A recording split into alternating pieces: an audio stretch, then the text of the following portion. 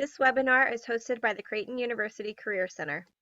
Liz, do you want to kick us off with telling a little bit about your role? Yeah, definitely. My name is Liz Ernst. I work at Flywheel in Omaha, so a software company, and I'm a training specialist for our sales team there. Had a handful of roles over the past couple of years there, but started actually as an intern when I was a student at Creighton and now stayed on full time. I always joke that they just never got rid of me, so lucky enough to be there. And as far as how the pandemic has affected my role and our company so far, Flywheel is a software company, so it's a pretty ideal product to be selling online right now because our product is online as well as our customers working online. So hasn't affected my work as much, but I've been working from home for about the past 10 weeks and am definitely an extrovert. So I've been feeling that a little bit, but hasn't affected my day-to-day as much, just a lot more Zoom calls. Thank you. And Joe, do you want to tell a little bit about your organization and role? Sure. Hello, everyone. My name is Joe Choi. I work at Mutual of Omaha of course, headquartered in Omaha. We're a large mutual insurance company, and I work as a financial analyst in their finance department, currently in Treasury. But I'm also in the financial development program, which is Mutual of Omaha's rotational program. So it's a 3-year program, and every year we rotate through a different area in finance. So this first year, I've gone through Treasury, and next year I'll be part of corporate development. Thank you. Layla. Yep, my name is Layla Tappy. I'm the recruiting outreach partner at Boys Town and Boys Town National Research Hospital, so nonprofit and healthcare side.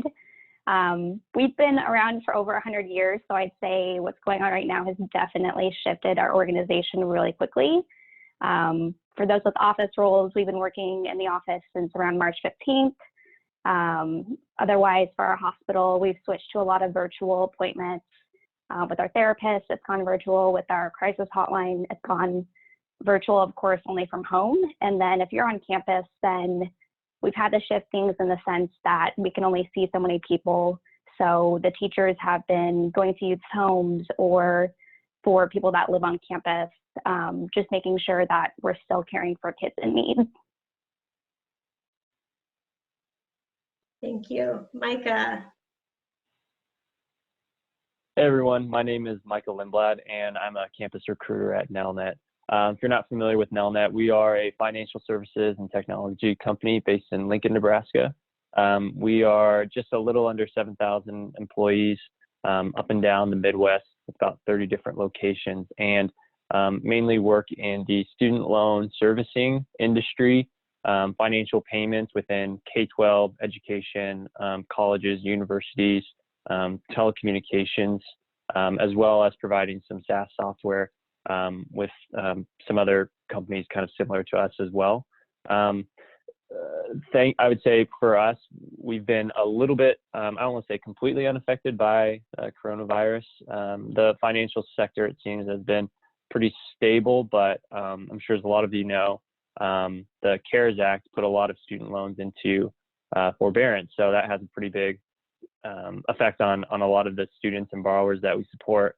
But because of some of our different business lines, as far as like Allo, internet, we've seen a big spike in individuals working from home, requesting access to be able to work from home. So starting to kind of balance out a little bit. And I'm sure we'll get into a little bit later into this call, but we've also been working from home since about mid-March. With no real definite plans on when we're going to go back. Seems like we're going to be working from home for a much while longer.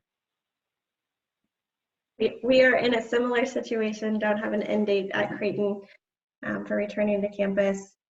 With everyone working remotely, some of the questions we get from students and graduates, whether they're starting an internship or full-time employment, is what does onboarding for new employees look like? So if you all want to rotate, and I don't care what order, you can raise hands to jump in or however you want to handle that.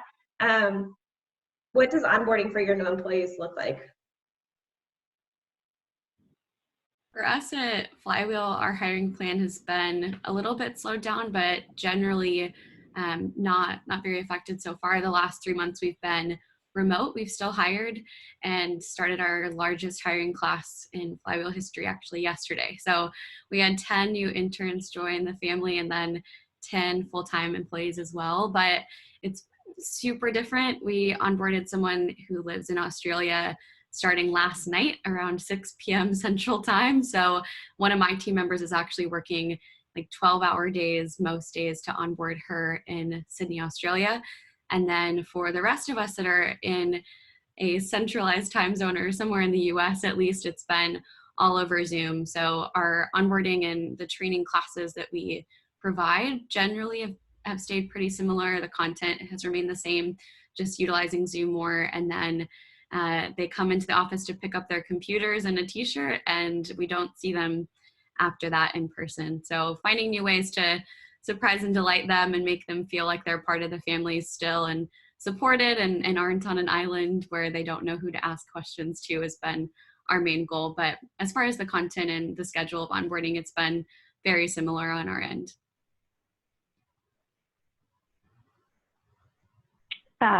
So the first day is always virtual for all of our employees, regardless of what you're going to do at Boys Town or the hospital.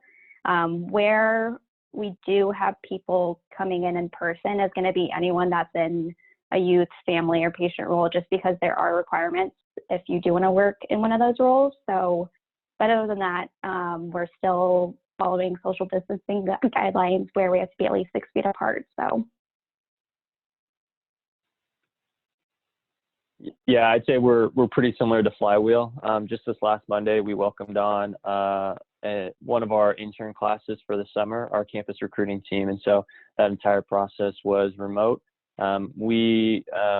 With all of our students that we have, we end up actually shipping the technology out ahead of time because not all of them are based in Lincoln.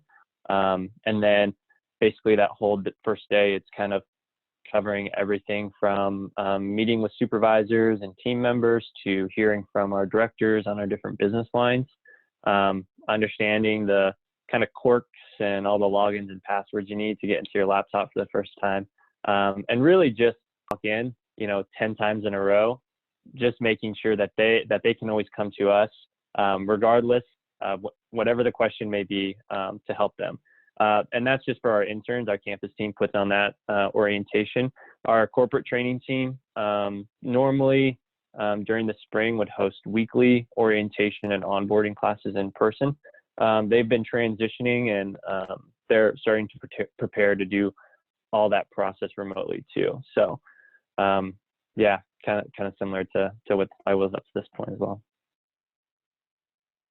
As far as Mutual goes, all of our interns will start June 1st, and we actually added an intern since this whole COVID thing happened. And a decision was made pretty early on to shift it to a virtual environment, especially because the Mutual of Omaha building has been closed and there's not really exactly a timetable out there on when everyone will be back in the office. And the onboarding, there's really been an emphasis on, encouraging a level of engagement. Of course, it's really hard to mimic the type of engagement you would get in the home office, whether it's like spontaneous, you meet someone in the hallway, you spark a conversation, or just stopping by someone's desk to, ask how their day's going, or in the first week, how they're doing, what they need help with. Even the mundane things like Micah mentioned, where they're clocking in, or how do I print something, it's just going to be so different virtually. And so a lot of people in the FDP program have been paired up with an intern to kind of be like their buddy as they're going along, to really answer any questions they might have, as well as, checking in to make sure that they're really getting a certain level of value out of the virtual internship that's on par with if they were physically in the office doing their internship. Great. So another question that we've gotten from students is, how do you go about in this virtual environment where you're onboarding? And how do you meet other employees and make those connections, start building those relationships? I think it's easier for us who are continuing in employment to keep those connections and relationships, but what advice would you provide for how to start building those?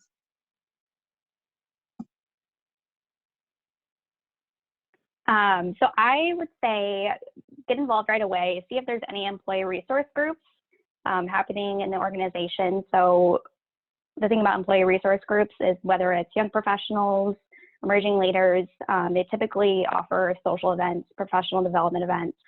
I know when I first started at Boys Town, of course that was in person, but that's a good way that I got to know other people.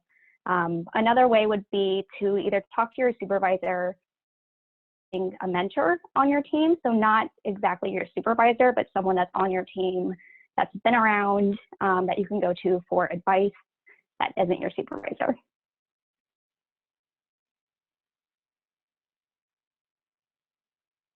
Definitely, everyone's been, I'm sure, to at least a couple virtual happy hours. And so those are definitely planned, especially letting the interns get to know each other as a cohort, really important.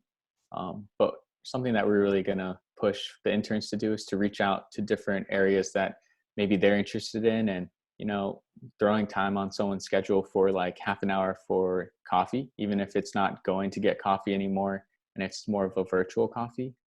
Just increasing the level of touch points that you have with different people in different areas that you might be interested in.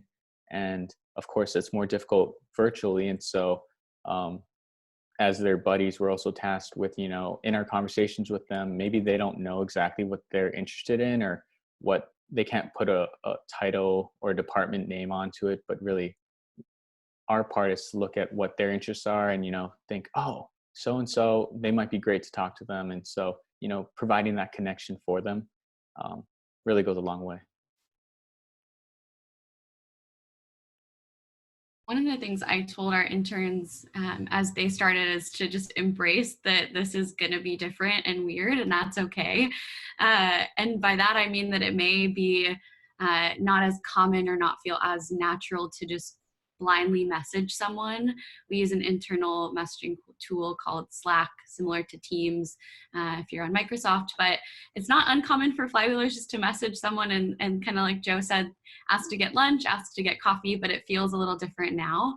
And I think I would challenge that by saying that it feels different to have someone's kid jump into a meeting also, but that's part of our new normal too. And we've embraced that. So just kind of leaning into that uncomfortability that if you reach out to someone, it's not going to be weird. It's going to be celebrated and appreciated. But something that I know I've struggled with that I have had to adjust to remotely is making time to do that, because it feels a little bit like I'm taking time out of my day and I should feel guilty for not getting work done. Even if it's 5 or 10 minutes during lunch or something, when that's really what I would be doing if I was in the office, and it's okay and it's healthy to do that. So encouraging them to make habits like that has been our strategy so far. Yeah, I would kind of echo, I think, what everyone has said. As Layla said, I think it's really how are you connecting back with the company and taking advantage of some of those different opportunities that they do have available.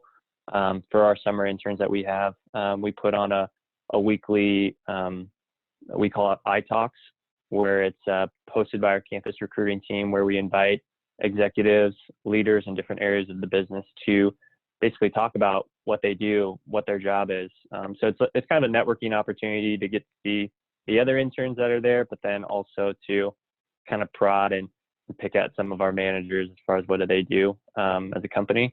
But I really like Liz's point as well too about it. It does feel like there's some more pressure that it's like, hey, you don't have any in-person meetings, so you need to make sure that you're doing your work and kind of keeping on pace. But I think it's now in doing this for 2 months, it's really about kind of understanding I think we used to joke it was like work-life balance, but I heard someone say it's like home-life balance now, of how do you like juggle work from home with all the rest of the things that you're doing too. So it is important, I think, to meet other employees and be able to network, but I think there also comes even more so now, how do you balance that with your own life? Mm-hmm. And I want to give our attendees, if you have any questions, a chance to ask questions as well. So please feel free to chime in. I'll pause for a minute before I keep rolling with questions in case there are questions you have that you want answered.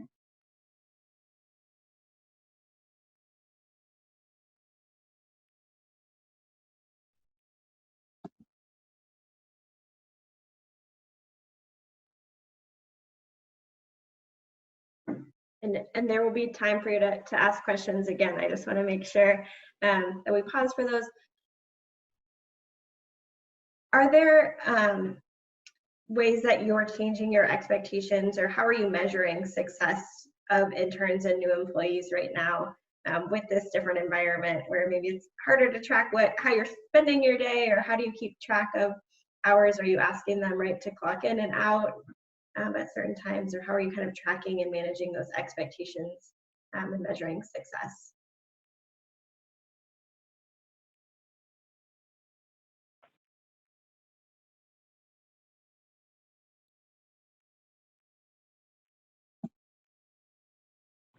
Let me unmute myself. There we go.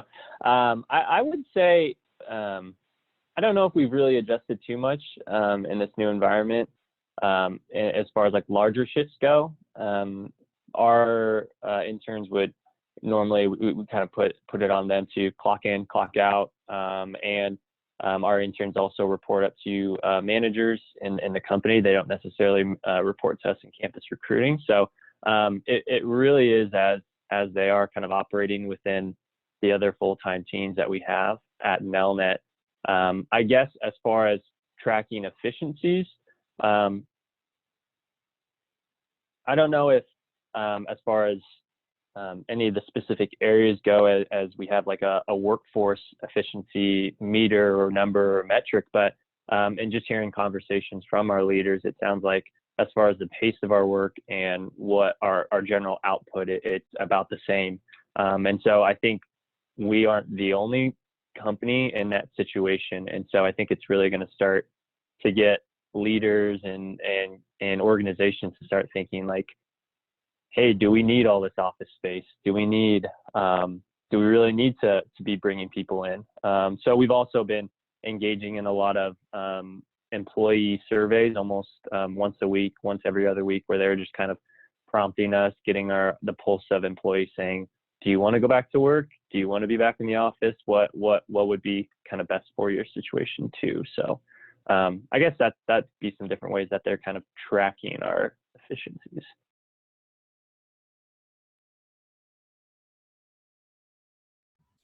I think from a leadership perspective, they're asking all employees how you're doing. And I think it's really just been one day at a time, every day, whether you're new, you've been here for years. I'd say one way, I don't know if this is necessarily measuring success, but this is the time to speak up and say, instead of this is the way we've always done it, what are some new ideas that maybe you have, especially with new perspective and new eyes in a new environment. I think that's one way that you can really be successful in a new role. At Flywheel, we haven't changed a ton of our procedures around time tracking or accountability measures, especially with interns. They are hourly, so they report their hours, but that would have been like any other summer. And then similar to what Micah was mentioning at Nelnet, our interns roll up to individual managers on individual teams. So dependent on department, they may commit to a sprint project, like our software engineering team, meaning that they have very specific goals in a 2-week time window. And I think I would just broadly say that managers and leadership has been a lot more intentional and clear around specific goal setting. And now more than ever, especially as an intern coming in and wanting to make a great impression, it's the time to speak up and ask when you have questions, and to take initiative and try to meet new people, to take on new things. And so those are a couple ways that we've been monitoring that, but no big process changes so far on our end.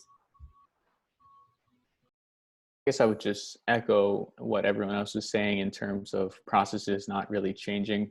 I would say that in what way you can measure your success is definitely communication with whatever manager or supervisor you're reporting to is really key.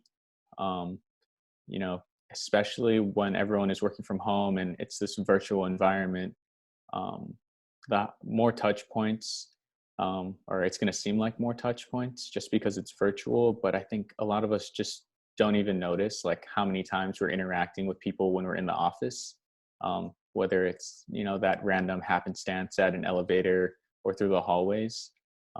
I think it's really going to be on the interns to kind of realize that. And I think that this virtual environment will really, serve as an opportunity for some interns to, set themselves apart as those really high achievers, especially because everyone understands the difficult environment that they're in.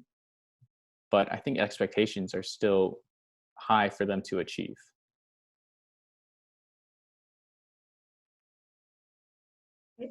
One of the things we've been hearing a lot in the news, like, don't come into the office if you're sick. So working virtually, that's not an issue. But a question that comes up with new employees, new hires a lot is, how do I request that time off? I'm just started. I feel weird taking a day off. Does your company have policies around this, or how are you kind of addressing that and encouraging? Have you thought through, or your organization's thought through how to handle that once you do return to the office? Or Layla, for those who are not working virtually, what that looks like? So this was actually a situation that came up at Boys Town. We have paused everyone's vacation accrual, which can lead into sick time. And we had a new hire speak up and say, what happens if a family member gets sick? What happens if I get sick? So we are actually relooking at that right now, so that the new hires, they do have some vacation time, sick time. So speak up, send a text to your boss, give them a call. It's okay to speak up, especially during this time, especially if you need to take a mental day. So.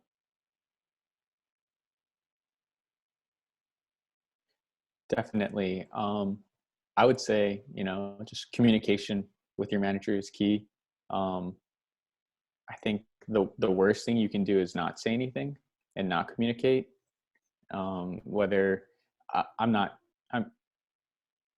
I think that each different department might have different procedures, and, a manager might have a different or a preferred way of communication. And so you're not going to know what they want unless you ask. And so definitely for new interns, don't be afraid to ask these questions. No one's going to assume that you already have all these answers. I think the expectation is almost for you to ask, because they would expect you to want to know these answers. And that doesn't just apply to how to ask for a sick day. It really extends to almost every facet of the job.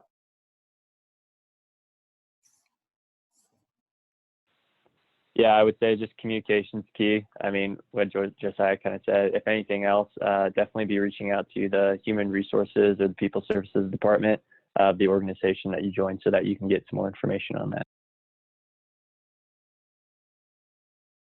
At Flywheel, our vacation policy is a little non-traditional. We have unlimited paid time off at Flywheel, so we are encouraging people to take time off, and it's an extreme luxury to have an employer that encourages you to do that and asks you to take time if you need it.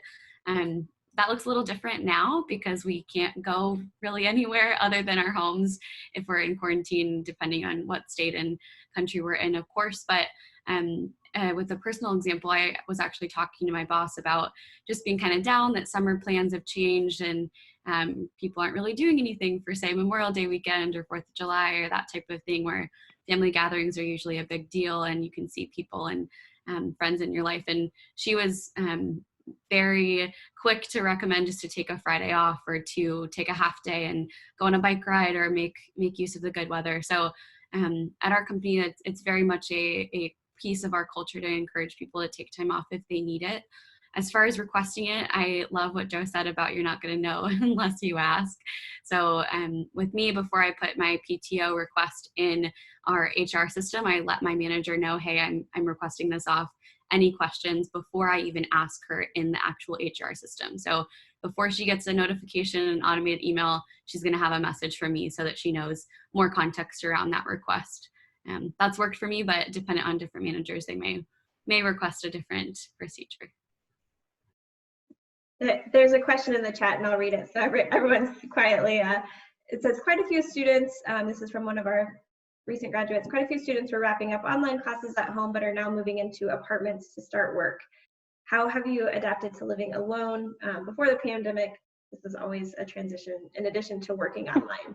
So kind of that shift of not having that social interaction as much. Tips that you all can provide. feel like this is when I'm more of the student than the person who should be answering the question. I would love tips as well. I think we're all in it together, and I would take any advice any of you have as well. But as far as living alone, I live with a couple roommates, so I've had transitions where I'm here by myself for a couple weeks alone, or they're home and studying for their med school exams. But as far as living alone, I don't like it. I'm an extrovert, and I really stinks for me. But I think we're all kind of in that boat. So realizing that that's something that will affect how I feel in my mood if I don't do something proactively to reach out to people and to set up coffee dates online or whatever it may be. But then also using my different spaces in our home to tell my brain, all right, this is your workstation because this is your desk and that's where you will do work. Or maybe this living room is where you'll relax or eat lunch. And that type of space has helped mentally just dividing my workday from my after work day, even though I'm still in the same house and can't really go anywhere. So that's been something that works for me, but total trial and error on my end.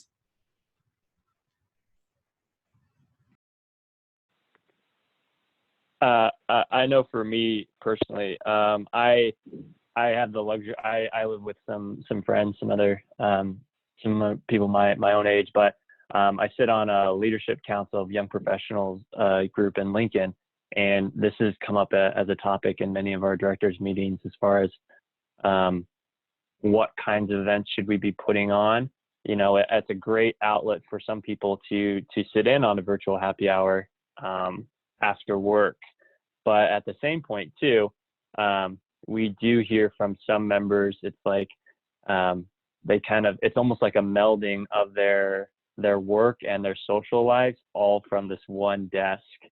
And it can be a bit draining to kind of be flipping back and forth, or to really say, I don't really feel like I'm in a social situation. I don't feel like I'm relaxing because I'm trying to have this connection with someone while I'm sitting behind a camera, more or less. So I think, as Liz said too, it's even for me of having roommates, I'm still, I would say, I miss the events. I miss seeing our interns. I miss seeing my coworkers, and I think it's definitely a big adjustment, but it's not that you are alone or you're the only one that's kind of going through this too. So I shared an article that I thought was really insightful with our interns just about Zoom fatigue and kind of social distancing. I'll make sure to put it in the chat after this. I would definitely echo what Liz and Micah are saying, where if anyone else has, found the solution, let us know, because we're all kind of scrambling to figure it out ourselves. I definitely, I'm a year out of college, and so I was used to being around friends pretty much all the time. And then I moved into like a single apartment, and you're kind of like, all right, after work, what do I do? And now COVID has kind of heightened that, because now you can't really go out and hang out with your friends. And so I think it's really put an emphasis, at least on me, to reach out to some of my friends, whether it's like a spontaneous like FaceTime with someone I haven't talked to in a while, or if we're just like hanging out virtually, in like video games or, online happy hours, really getting creative in that way.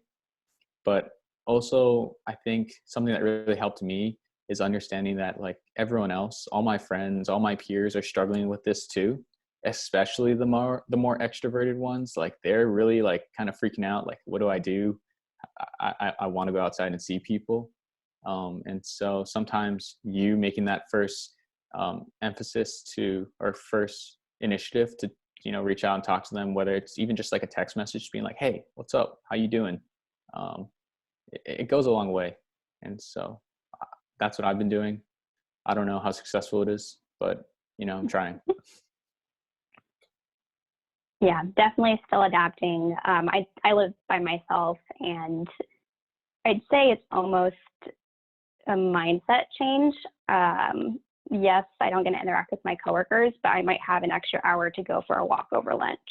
I'm a big person for wellness and just taking care of yourself. So it's kind of nice that I've had all of this extra time to do that stuff. Even though everything is kind of chaotic right now and we don't know when the end of this is going to be. So I think it just goes back to taking care of yourself first, and stepping away from your desk when you need to step away. And on kind of that similar note, what are your organizations doing to engage employees outside of work? So we've talked a lot about virtual happy hours. I know some of our Zoom meetings, we've included like fun Kahoots just as a way to do something fun that's not work related and not just sitting and staring at each other in another Zoom chat.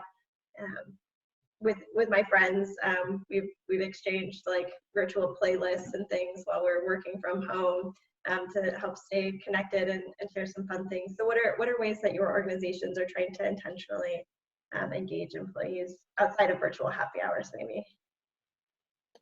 I would say that at least for like some of the team meetings that I'm in, they're pretty much daily, and we rotate who's leading it every single time among our team, and what everyone is kind of asked to do, or you know, not forced to do, but come up with like an interesting question or something like, let's see, I was at last week and I asked what your favorite dessert was, or what is a food that as a little kid you hated and do you like it now, or like have you changed? And so I find that it provides almost like a breath of like fresh air into these conversations where yes, we're work peers and we're at work right now, but also it extends into like we're also individual people outside of work, and it kind of breaks that like work mode and kind of lets everyone relax and like laugh a little, you know, learn more about your team members. So that's what I've been doing. That's what our team has been doing. It's pretty successful, but I'm worried that we might be running out of questions pretty soon. We have an employee experience team at Flywheel who has typically been putting on events and doing fun things over lunch, and now all of that is different, of course, via Zoom. But a couple of my favorite activities that they have sponsored or put on, one was a chef in residence show over lunch. So essentially a cooking show, but led by a flywheeler. His name is Matt. He's wonderful. And he actually used to be a chef before his life in customer support. He's a happiness engineer at Flywheel. And for 45 minutes, he showed us how to make fried rice. And I didn't even turn my camera on, which was kind of nice on my end to like relax your face and not feel like you have to smile and talk. And I just watched him make fried rice for 45 minutes, and he talked about all these different oils and rices and foods that I don't know anything about, but it was super interesting and wasn't work related at all. So I loved that. And then we've also been we have a band at Flywheel. I promise we do real work also, but we have a band that gets together and performs for our award show typically once a year. They've actually been doing afternoons where you can just join the Zoom and they'll take turns playing for like 5 or 10 minutes a different song or a different set. So that's kind of a fun way that we've been spicing up using Zoom, no pun intended, with the cooking reference, but those have been some of my favorites. What's the band's name? So the band's name is Defuifi. Defuifi stands for a golden rule at Flywheel: don't mess it up for everyone else. And so that's the name of the band, but it's a set of around 15 or so Flywheelers, from instrumentals to vocals to our CTO and co-founder who like to sing and play some good music. That's awesome. I'll send you a link. Like a lot of other companies, yeah, we certainly have, we used to have all these in-person events. So definitely having to be creative, look at different outlets, what other organizations or companies offer solutions, or if we can tailor and adjust some of our own tools that we have. Interestingly, on my team, on our corporate recruiting team, I got this package in the mail. I'm not exactly sure what I'm supposed to do or what exactly it is, but it looks like we have a corporate recruiting team meeting tomorrow, so I'm guessing it has something to do with that. So just kind of unique stuff like that. One thing I know on our team, we'd done a meeting, or pretty close as to when everyone started going remote, I just kind of flat out asked, I was like, hey, can everyone share their addresses? Because if we want to send like cards and treats and cookies or, prank mail or whatever, we can just get that out of the way. We don't have to like pretend a reason to get someone's address. And everyone was fairly open about it, about sharing it. But then it's also, it allows for some of that spontaneity of like, oh, I got a package and I'm at home. I wonder what this could be. So that's been nice to have too. So we had a TikTok competition with our employees and our youth on campus. It was all internal, but that was super fun. There was also some singing involved. So it's just getting creative like that. And then outside of that, our professional development committee for our employee resource group, they're having some yoga sessions virtually. They're having some leadership speak. So pretty random and fun stuff. We also have a virtual Memorial Day run event, which usually takes place in person, but it's going virtual this year for all employees across all our sites. So that's kind of cool from the wellness perspective on how we're keeping employees engaged. I love it. And Caitlin, do you want to jump in and ask the next question? Yeah, thanks, Katie. Kendra had posted another great question. Are there any essential work from home items that you would recommend? And she gave some suggestions, i.e. additional monitors or blue light glasses, just like Liz was talking about favorite meals that you've learned, things like that. I think, I know for me personally, something that I've really kind of leaned on, and I did when I was a lot younger, but now I found myself coming back to, was creating habits for myself, and really creating structure around a structureless work environment. I mean, you're at home, there's really no, I guess not technically no rules, but I mean, there's definitely no one around you to kind of keep an eye on you more or less. So if that's like, no matter what, at 12 o'clock, I'm going to, listen to my podcast for the day and take a walk, like Layla had said, or I'm going to, at the end of the night, like my notifications on work email, like get shut off, or I like put my laptop in a different room so it doesn't get looked at. But really understanding what are those habits and those structures that you want to put in place for yourself. You might not know what those are within your first week of work, or maybe even within the second week of work, but you'll start to realize and kind of feel what you need to have balance both in work and also in your personal life. So I would just say, be thinking about what those habits are, because it takes about 3 weeks to actually form a habit. So I'm going to get really literal right now. Sorry. Make sure that, so really get up and take stretching breaks, because I actually didn't have my computer elevated the first time working from home, and I did something to my neck and had to go to the chiropractor, and that actually affected my work life because I couldn't focus on work because my neck hurt so bad. So it really is those simple little things. Just make sure that you're comfy with your work, you're taking breaks, little stuff like that.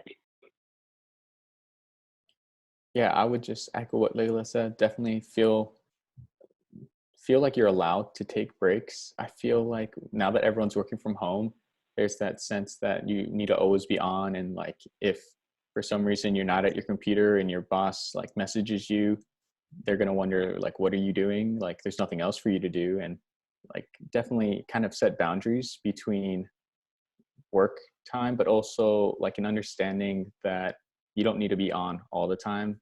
And so like, whether or not it's like Micah said, taking time to actually take a lunch, and so block out time that, on your schedule, or change your status to reflect that, hey, I'm at lunch right now, so don't expect to hear from me for a little bit, is perfectly fine. But then also to go to Kendra's message, blue light glasses, definitely, I'm a huge fan of them. I feel like I'm always staring at a screen now. Like before work from home, I was staring at screens all the time, but now it feels like doubly so. And they definitely help a lot. And I've found that like staring at a screen all the time is already unhealthy without blue light glasses. And even with them, I like to take breaks, and like, even if it's just for like a couple of seconds, to stare at something off in the distance and just let your eyes relax. Because you don't even notice it sometimes that when you're staring at a screen, but your eyes are kind of like tensed. And after a while, it turns into like a headache. And I was struggling with that. And now I make an emphasis to take breaks, let my eyes relax for a little bit, and definitely reduce screen time, even if it means don't look at my phone. I love the blue light glasses too. I have the tint on mine as well when I'm not wearing contacts, but I'm like looking around at my desk to think of essential items, and mine is absolutely it's so dorky. Colored pens.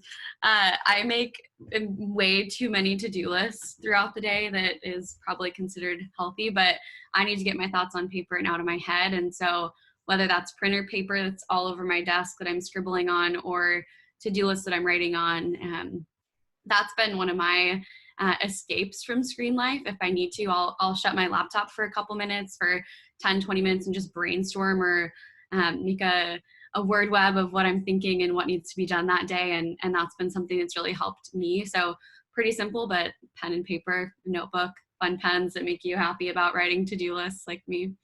I love it. The other thing I will say for my own self is making sure, if you're a coffee drinker, I relied a lot on the work coffee. And so having coffee at home, or iced coffee, or whatever your drink of choice is, have to stock up on that at home now. Oh yeah, +1 to that.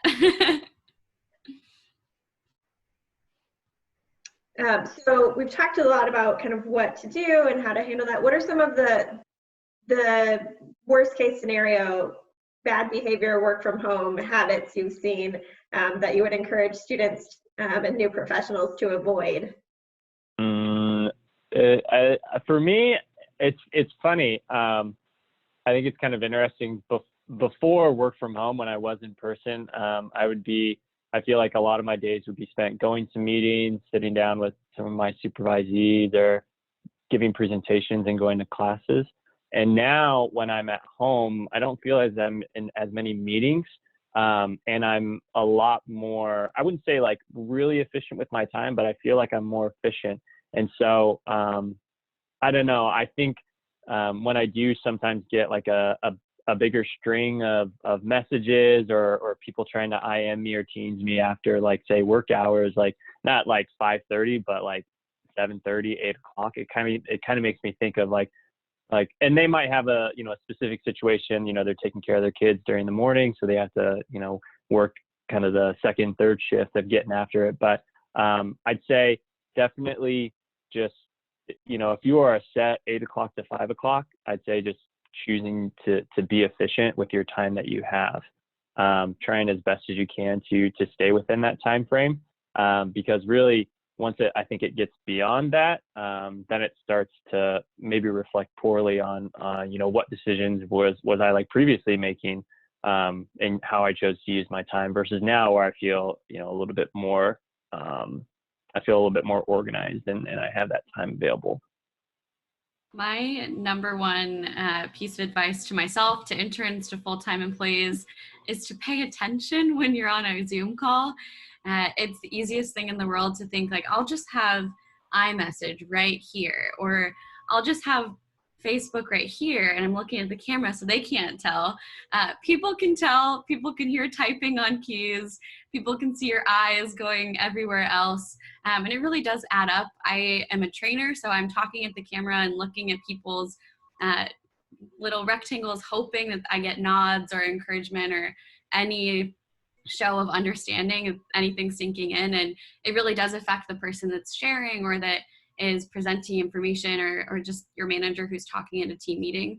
That may be a bit harsh, but it really does show, and it comes across as maybe not valuing or caring about the time that someone's put into prepping that content or sharing what they're sharing with your team. So pay attention, still come prepared, still be on time. Those things haven't changed.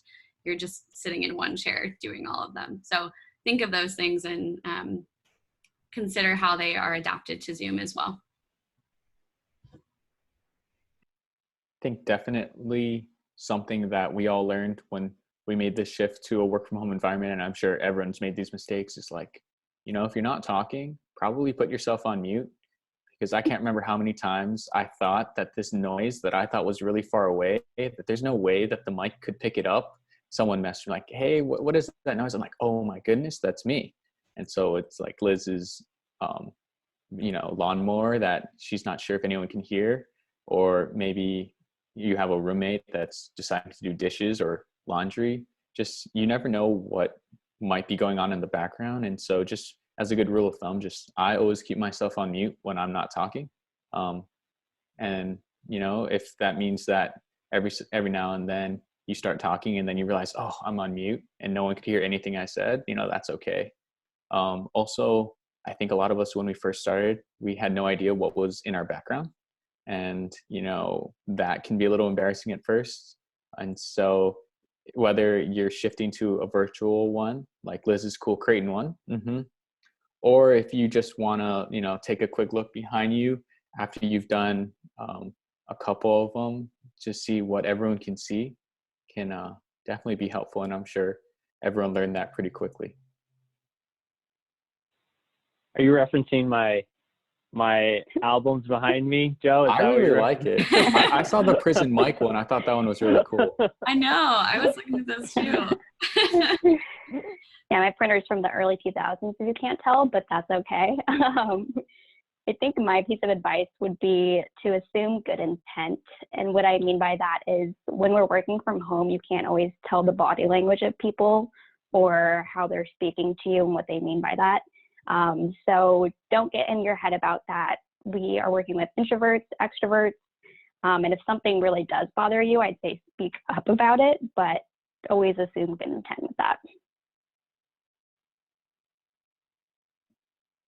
I love that. And we'll end on maybe, if there are other questions, please enter them in the chat. But with your advice of how can new professionals grow in their role at this time? So that's a little bit harder, I think, when you don't have that face time with your supervisor, and it's maybe more remote, or they're looking at ways to restructure and reorganize. And so what are some ways that they can proactively grow in their role? I think that what I was saying a little bit earlier about how an intern can be successful and set them apart doesn't just stop at the intern level, and it really extends to, you know, whether it's an entry level or, you know, your first job out of college all the way up the food chain.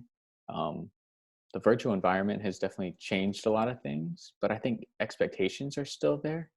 And so this is an opportunity for you to really set yourself apart, whether that means that you just keep that same level of engagement with your manager on different projects, you know, still being timely and, you know, keeping up to date, whether that's, you know, just with a quick message where when you're in the office, it would have meant stopping by their office for a little bit.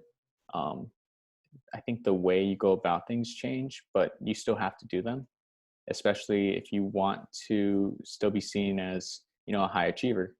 And so definitely it's going to take some creativity. And, you know, this is kind of like uncharted territory because no one's really worked from home indefinitely. And it should be exciting, but a great opportunity.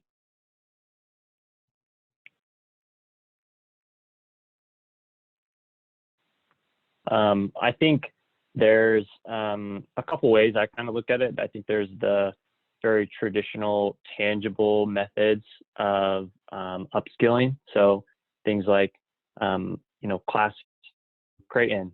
Is there any other additional schools or credits that you'd love to take a shot at? I'll make sure to include it in the chat for this, but LinkedIn Learning, every single week they've been offering new and free classes over soft skills that we've been sending to our students and our interns to say if you'd like any other additional learning opportunities.